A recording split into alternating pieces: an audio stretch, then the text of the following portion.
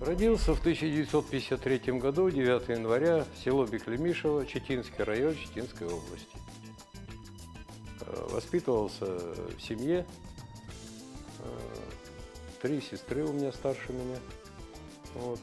В 11 лет остался без отца, но мать научила меня всему. И рубить, и косить, и возить, и доить, и все что угодно в деревне. Вот. 9 классов закончил в Беклемишевской средней школе. Потом завезли меня в 69 году в Якутию. Я считал себя уже мужчиной.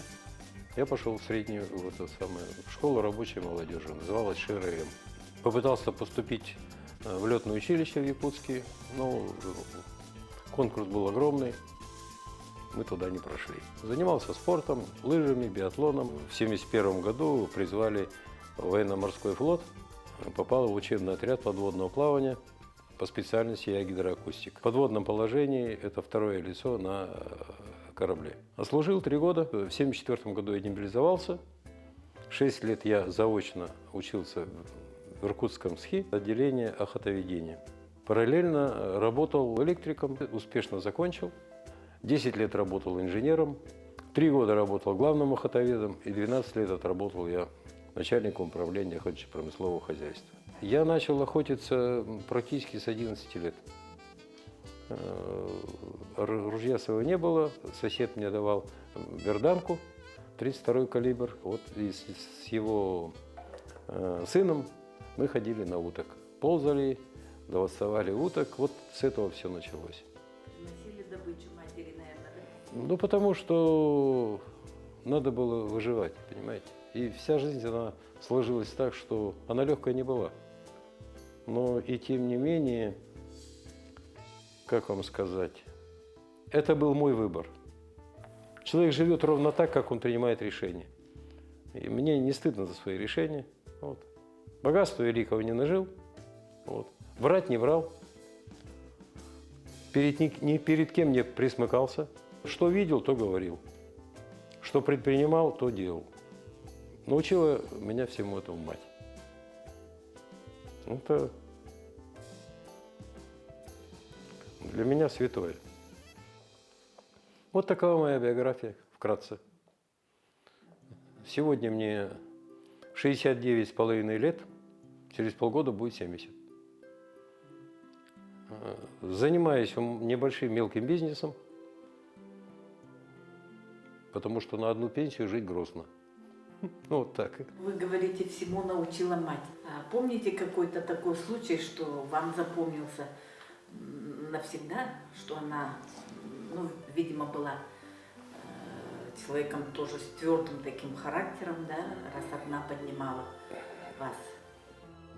Случай был очень простой. Жили в деревне 3 студентки.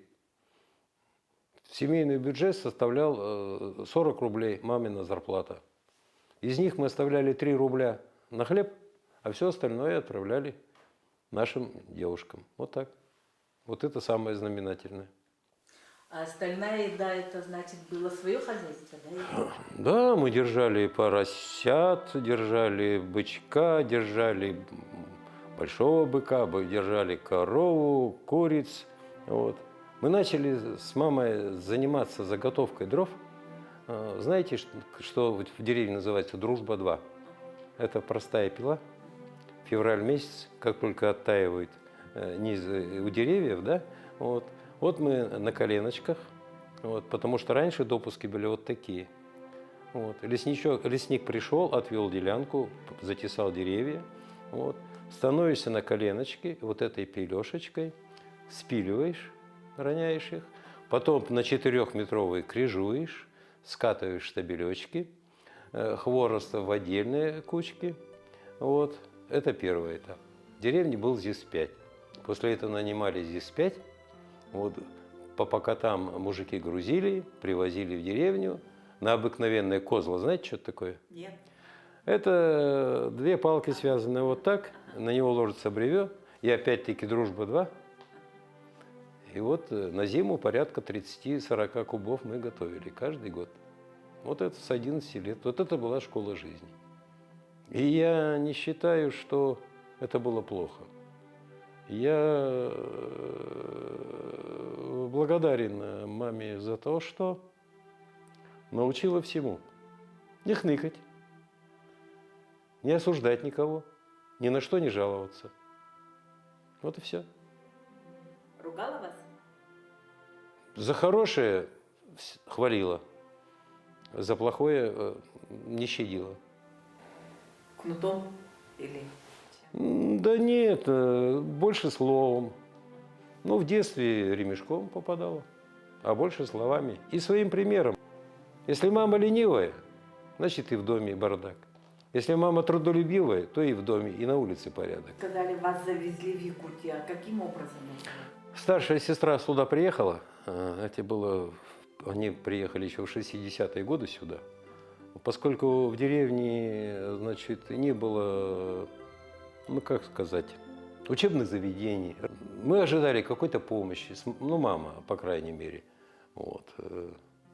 И вот так сложилось, что я оказался здесь. И я нисколько не жалею. Нисколько. Да и что жалеть-то? Ну, рядом же, в принципе. Да, 1500 километров по прямой. Ну, сибиряки все равно. Ну да, я по сути-то больше уже якутянин, наверное. 50 с лишним лет, больше даже, как здесь. Мне нравится эта природа, мне нравится суровый край, мне нравятся эти мужественные люди, мне нравится этот народ. Я не люблю толпу, я не люблю большие города. Вот. Они мне напоминают муравейники, или как, хотя, может быть, муравьи это неплохие люди, вот, но я не люблю скученность. Вы больше охотник или рыбак? Страсть к охоте, она мне как-то ушла, как таковая. Страсть к рыбалке тоже она ушла. Человек с возрастом меняется, понимаете как. Добывать тогда, когда это составляет какое-то подспорье, необходимость добывать. Вот. Когда действительно для выживания требуется. Но охотиться ради развлечения, я считаю, что это нехорошо. Я не считаю, что это нормальный человек. Сохранить, сберечь, понять, где ты живешь, зачем ты живешь, что ты сделал для этой жизни, это совсем другое. И оно, видимо, правильно, потому что человек с возрастом набирается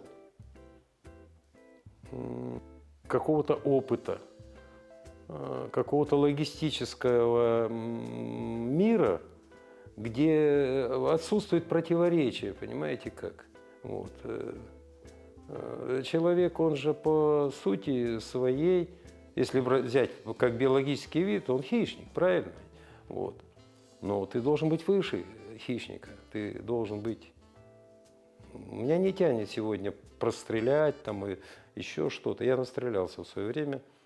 Единственное, что я с удовольствием могу следить с вертолета волков и успешно их добывать. Вот этого паразита мне не жалко. Набег волков тоже бывает, да? Как таковых набегов не бывает здесь. Вот. С уходом из отрасли охотничьо-промыслового хозяйства специалистов, с развалом этой отрасли, как я считаю, бесконтрольная, вот, отсутствие должной охраны. Мы не только занимались добычей и промыслом, мы занимались авиаучетом наземных копытных, зимним маршрутным учетом. У нас в штате было 50 промысловых охотников. Вот. Ежегодно по государственной линии нам давалось бесплатно 100 летных часов. Все весной выезжали именно с целью травления волков. Поэтому и численность была лося. Вот. И как вид волк не исчез. Вот. А сегодня во многих районах в России это как вроде наказание, это как вроде бедствие. Вот. Потому что мы перешли на западный манер толерантность хищнику, но я считаю, что это тоже неправильно. А сейчас ваша отрасль? Нашей отрасли как таковой ее не стало в районе. Всего по Якутии, значит, было 31 хозяйство. Самыми крупными были именно наше предприятие, вот, бывший госпромхоз Ленский. Вторым по значению был Усть-Майский, вот. Третий был Мирнинский, вот. Это были самые крупные хозяйства. Но по объемам заготовки, по эффективности работы, значит, госпромхоз Ленский находился всегда на передовых местах. Промысел заготовка пушнины, промысел и заготовка мяса диких копытных. По весне мы даже занимались отстрелом уток. Кроме этого, сбор дикоросов, грибы, ягоды, орехи, рыбный промысел, пошив товаров народного потребления. Вот, выделка, мы шили сами. Я даже закупал, ездил в Тверскую область, в Ярославскую область, завозил это сырье в Якутск на кожзавод. А здесь у меня работала мастерская, был свой магазин хороший. Но если говорить о цифрах, значит, на промысел лося, исходя из учетных данных, вот, нам выдавалось порядка 250 заготовительных лицензий. Так? И как вознаграждение лучшим охотникам выдавалось еще 50 льготных лицензий на район. При всем при этом на протяжении 20 лет численность лося не падала. Потому что были у нас именно несколько мест отстрела не по всему району. Были зоны покоя, зоны отстрела. И отстрелом занимались наши профессиональные охотники. Именно профессиональные охотники. Если переводить, значит, в товарную продукцию, значит, заготавливалось порядка 30 тонн мяса диких копытных, порядка 30 тонн, значит, рыбы. По дикоросам, ну, тоже в пределах 5-10 тонн ягод. У нас было 7 приемных пунктов по району. Варили грибы, занимались засолкой грибов. Вот. Кроме всего прочего, значит, ну, я имею в виду, что мы зарыбляли водоемы, поднимали уровень в озерах. Руководство было зрелым. Вот. Я тоже не пришел, не сразу там меня поставили куда-то. Я прошел все. Организовано было все прекрасно.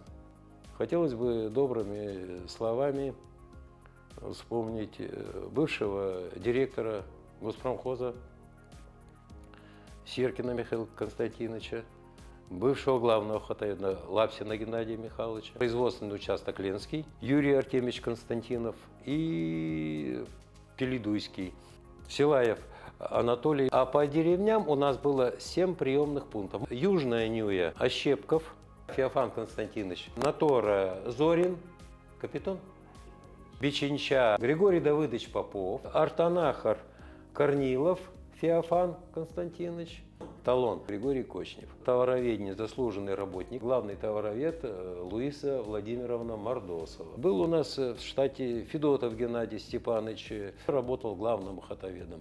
Все производственники на местах были нештатными инспекторами, поэтому хозяйство было крепкое. Но поскольку мы были хозрасчетным предприятием, у нас не было бюджетных денег. Мы деньги зарабатывали сами на тот момент. Вот.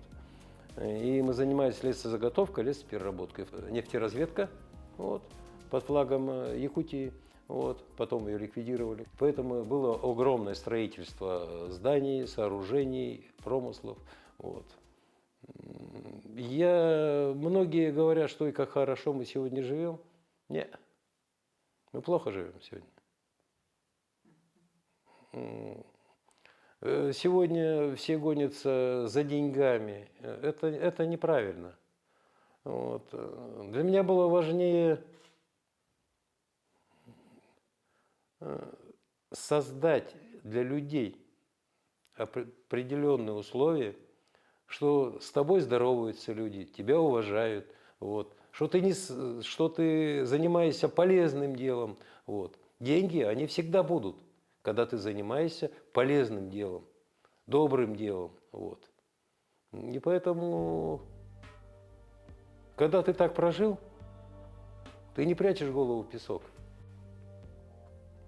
Вот. Если ты нарушил какие-то свои, ну, может, кого-то оскорбил, может, кого-то поругал, вот, незаслуженно, не стыдно подойти и извиниться, это не страшно. Вот. Не надо завидовать, это страшно завидовать. эта зависть, она убивает, она не дает человеку развиваться, она не дает, она тормозит его. Вот. Поэтому вот так вот живем. А «Рассвет» это вашей компании, да и всех других, конечно, это советская система. И вы сказали, что сегодня мы очень плохо живем. Есть сегодня система, как вы думаете? Нету системы. Нет. А что произошло? Значит, 98-й год. Катастрофическое наводнение. Так? Представляете, что такое для предприятия, когда вынесло годовой запас всего? Ни мяса, ни рыбы, все ледники, все, что было по деревням, ни пилопродукции, ни сырья. Все это вынесло в Северный Ледовитый океан. 98-й год. Так? Вот. После этого удара все-таки нам удалось выкарабкаться, вот, восстановить хозяйство, восстановить коллектив, вот, как бы стали. Но 2001 год нас убил окончательно. Вот. 2001 год это было страшно. Вот. У нас с женой из всего, что осталось от имущества, это подушка, вот одеяло, которым постель накрывает, пикейное одеяльце, так? А вместо матраса у нас была с УАЗика кошма с двигателем. И мы неделю жили на гараже рядом с своим предприятием. Вот так. А все остальное у нас ничего не осталось. И на май месяц потеряно было все вообще. Вот. Я вот благодарен бывшему директору совхоза нового, сейчас не помню, как его, да, вот, если бы не он, мы, наверное, бы с голоду померли. Вот. Сахабулт нам по тем временам вот, направил помощь в виде 150 тысяч рублей. К руководству Сахабулта мы задавали только вопросы, искали выходы сами. Вот. Я не собираюсь говорить, что я там какой-то герой там, или еще что-то. Нет. Наши специалисты, наши работники, теоретически, практически, они были намного выше нашего управления, которое находилось в Якутске.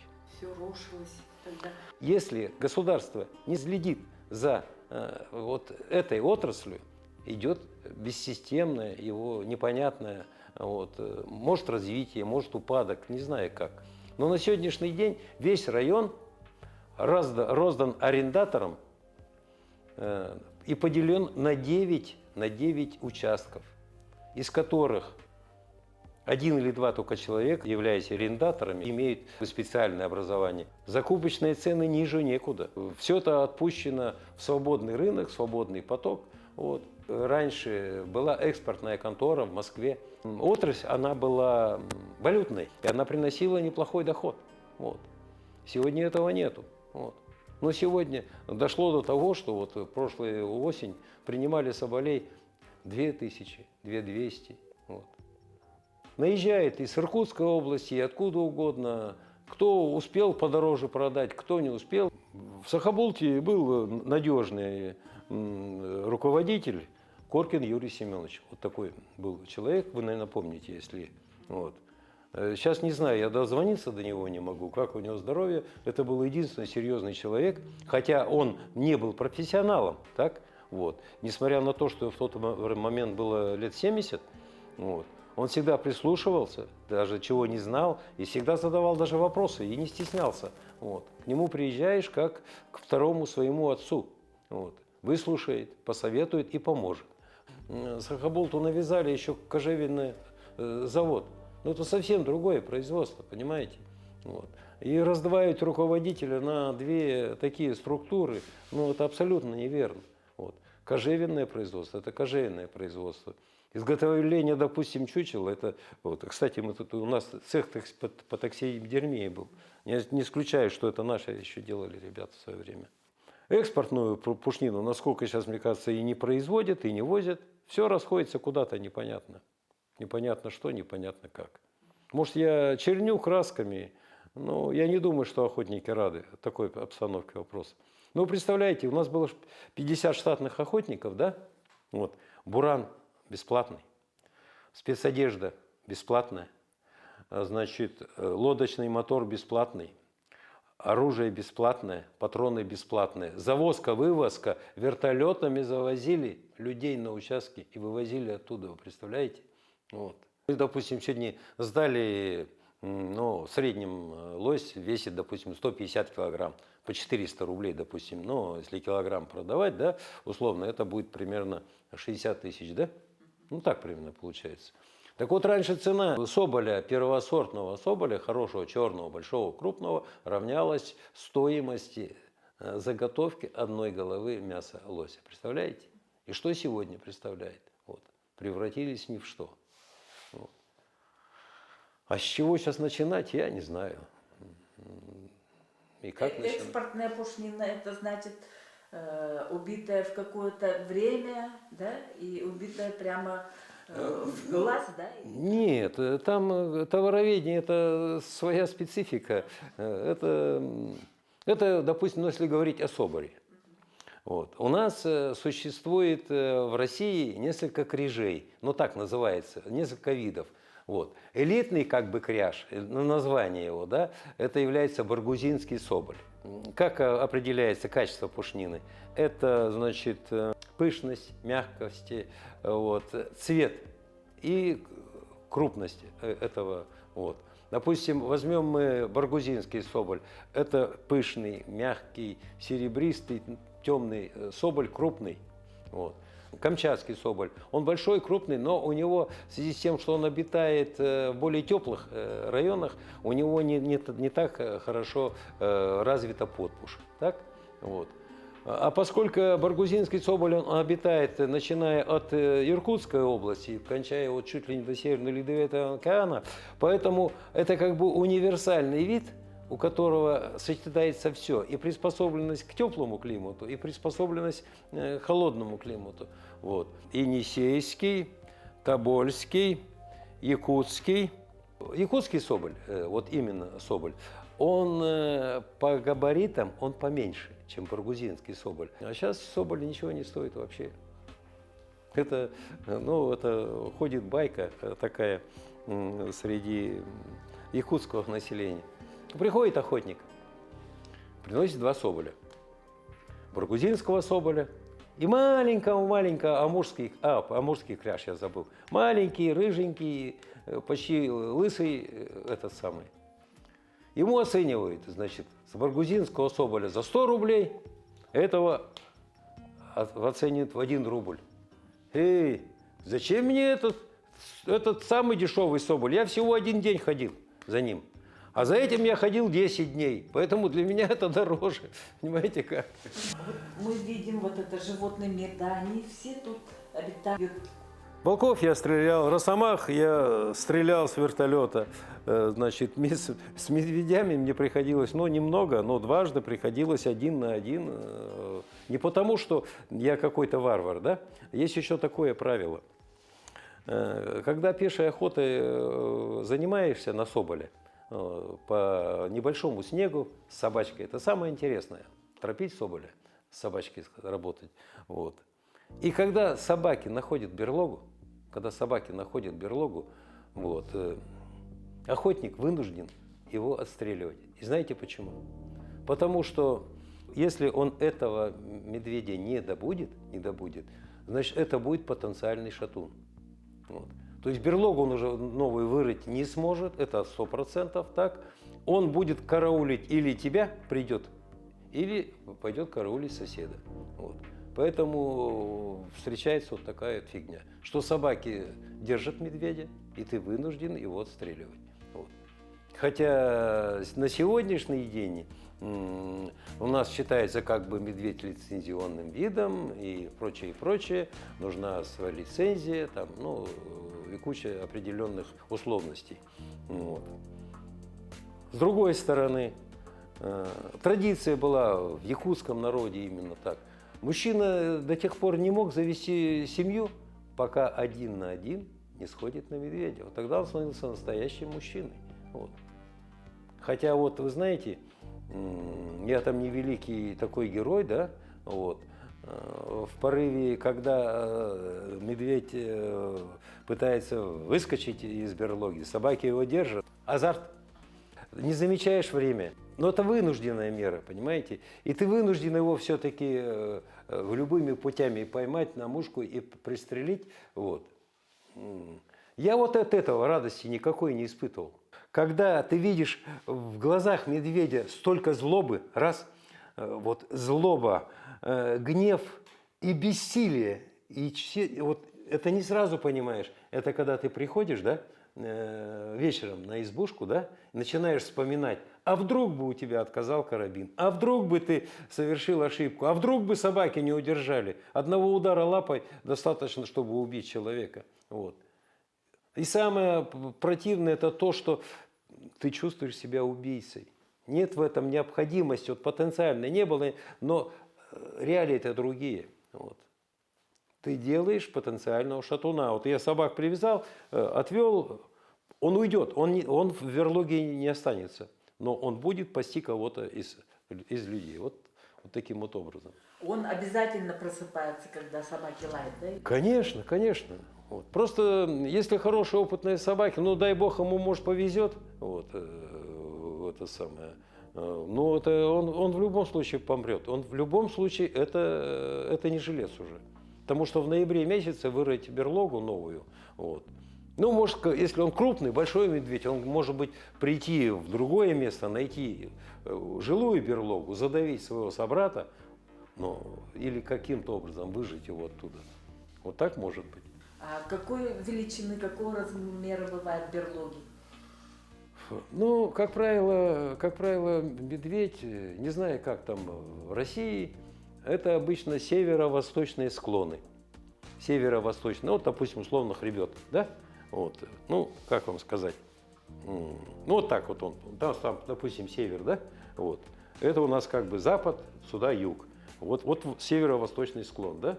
Почему здесь роет берлогу? Он роет берлогу обычно под большими лиственницами, ну или под другими деревьями, где присутствует корневая система, которая является как бы крышей.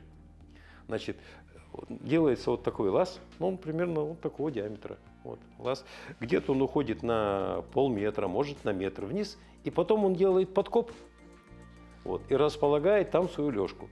Туда он натаскивает мох, листья и прочее, прочее. И до наступления морозов он в берлоге не лежит. Но он ограничивает вообще свои перемещения по тайге, чтобы не делать следов. Вот. Он скатывает из мха и вот, багульника, из этого всего вот такую скатку. Вот. Начинаются морозы, он потихоньку заходит и сам себя закрывает. Остается маленькая отдушина, вот, по которой можно, если тихонько ты подошел к берлоге, можно определить, что там спит медведь. Без собак, если ты. Там у него постель. Вот. Но он, видите, он же не находится в такой спячке, он находится как бы в полудреме. Ну, как многие говорят, да я вот на медведя ходил, да туда-сюда. Да не ходил ты на медведя. Если ты даже ходил, так ты никогда не будешь хвастаться. Если у тебя мозги есть. Вот они поедут там пятером этого бедного Мишку, расстреляют его в пух и прах. Ох, ты на медведя. Ты сходи один, а я на тебя посмотрю. А когда ты вечером приходишь, спать ложишься, да, вот, и начинаешь считать свои ошибки. Вот. И для чего тебе все это надо было? Еще о чем бы хотели сказать? Был у меня один казусный случай. Собаки нашли медведя. Вот. Они туда, он на них, они туда, он на них. Я 2 или 3 выстрела сделал, не знаю, попал я, не попал. Который посмелее, кобель, он нырнул в эту берлогу. Вот. Я слышу там крик, рев, кобель оттуда вылетает, вот с такими глазами и смотрит на меня. Ты как стрелял? Он же живой там. Я просто-напросто уже потом тупо, вот так вот карабин туда направил, берлогу, и выстрелил всю обойму. Вот. После этого, значит, смотрю, собаки снова туда залезли. Вот. Ну, у меня дрожь пошла, как бы это самое. Я успокоился, посидел, покурил, а его надо же доставать. Вот. А чтобы его достать, ну, он небольшой, Мишка, но может чуть побольше этого было, еще может это самое. А берлога была вот сделана так. Сначала вот так под таким углом, потом вот так, и туда у него как бы там шатер такой большой находится. А я был в суконном костюме, суконные брючки такие, это самое. Вот. А веревочки у меня не оказалось, чтобы его. А его, знаете, как это, чтобы зацепить ему открывает пасть, так, вставляет палочку, вот, и сюда делает петельку. Вот так обматывает, вот, ну, вокруг носа. Поняли меня, да? Вот. Петлю одевается, вставляется, затягиваешь ему и все. Вот. У меня была эта одна веревочка. Я, значит, лезу головой вниз в эту берлогу, да? Лезу головой вниз, вот это самое. А он лежит мордой ко мне. Вот, да, вот мы. А там темно, там ничего не видно. Значит, а дальше там собаки. Вот. Берлога маленькая. Вот. Я в азарте туда сунулся вот так. А мне нужно, я понял, туда залез, мне понял, что нужно мне обратно туда же, надо разворачиваться и ногами лезть в ту сторону. А я обратно вылезть-то не могу. Понимаете, эти края берлоги ровные, вот, ноги у меня там торчат, а вытащить мне некому. Я не помню, как я выкатился все-таки оттуда, вот, с этой берлоги. Вот. Опять сижу, думаю, а как же его доставать? Полез ногами, собаки понять не могут. Вот. Думали, что-то шевелится медведь, и не давай кусать мне за ноги. Но я кое-как запинал их туда подальше, потом кое-как надел веревочку ему на это самое. Вот. Подтянул, а вытащить я его не могу. Он килограмм 150, может, ну небольшой, по моим понятиям. Вот подтяну его сюда, вот так вот, держу, а дальше перехвачусь, он так вот скатывается туда. Ну, толстый, круглый. И, вот. Ну, рядом росла береза. Я залез на эту березу. Ну, такая вот. Согнул ее сколько смог. Так? Вот. Подтянул эту бечевку. Вот. Подтяну, перецеплюсь за березу. Подтяну, перецеплюсь за березу. После этого я его выкатил оттуда. Вот. И вот такой вот у меня был случай, что я чуть в берлоге вместе с медведем не остался. Вот вы говорили, что ходили пешком на соболя, а соболь что за зверь? Это если он был бы как бенгальский тигр, равного ему, но еще есть меньше это самое, есть еще горностай и ласка. Вот. И чем меньше зверь, тем он страшнее. Вот. А соболь это всеядное животное. Вот. Он охотится на все. И на белку, и, ну, и ягоды ест, и мышей ест, и универсал. Вот. Даже были такие случаи, это мне охотник рассказывал. Ну, иду по соболиному следу, собаки бегут потихоньку, но след не особо, как вам сказать, свежий. Поэтому собаки по такому следу, они и нехотя так.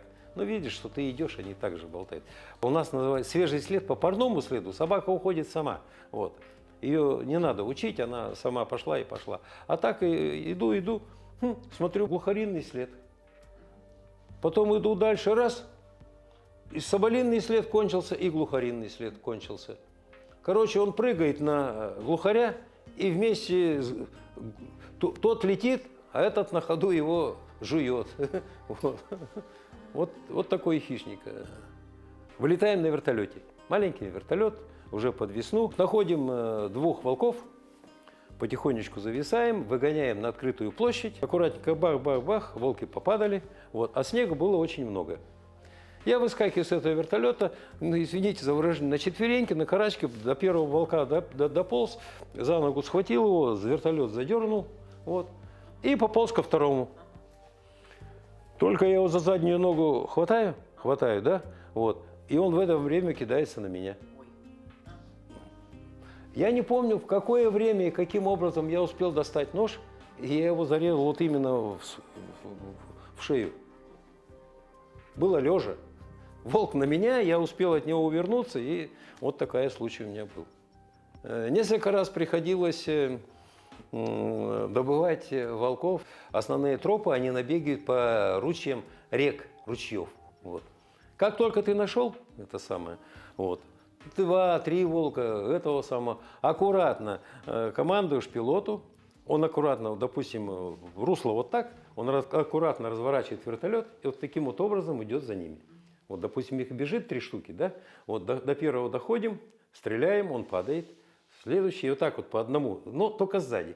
Как только стоит, если летчику зайти вперед их, они рассыпаются, потом ты их не соберешь. Короче, мы подобрали штук 2 или 3. Я говорю этому пилоту: слушай, подожди, еще один же был где-то на речке. Давай-ка разворачивайся. Летим. Раз. Следы кончились. Но я-то уже знаю, а со мной летал Борис Романович Мреев, бывший охранник. Он сейчас, не знаю, он работает же, да? Он свидетель. Я говорю: садись, ребят. А зачем? Я говорю: садись. Вертолет сел. Я говорю: Борис Романович, бери камеру, пошли со мной. Он как летел, а как правило, прячутся молодые сигалетки. Это небольшой волк, это вот, это где-то, ну, от силы год-полтора ему, это маленький. Вот. Он когда выдыхается, ему деваться некуда, а снегу много, вот нависшие кусты, он прямо с разгону под этот куст и там затаивается. Я подхожу наугад, вот видишь, что здесь упал снег, вот, просто берешь бах, бах, бах, бах, бах, вот. После этого где ногами, где чем, раз, вытаскиваешь оттуда этого. То есть за хвосты вытаскивал. Но этого зверя мне не жалко. Знаете почему? Весна, формируется уже наст, вот. Их идет 4-5 волков. Так, во главе, не знаю, кто у них, это, скорее всего, самка. 2 сзади, 2 по бокам, выгоняют на чистый лед, сахаты разъезжаются, они его давят. Вот. И вот особенно под весну они что делают? Они выдирают у него внутренности, так? Здесь может остаться за ним там или старик какой-то, или кто-то из сигалетков, вот, доедать, ну не доедать, сидит, короче, он, стая его отгоняет, он потом сзади идет. Вот. Летим дальше, значит, следующая такая же. Вот. Это не санитария у них, это у них называется заготовка. Этим уничтожением я занимался, ну, лет, наверное, 15. Спасибо.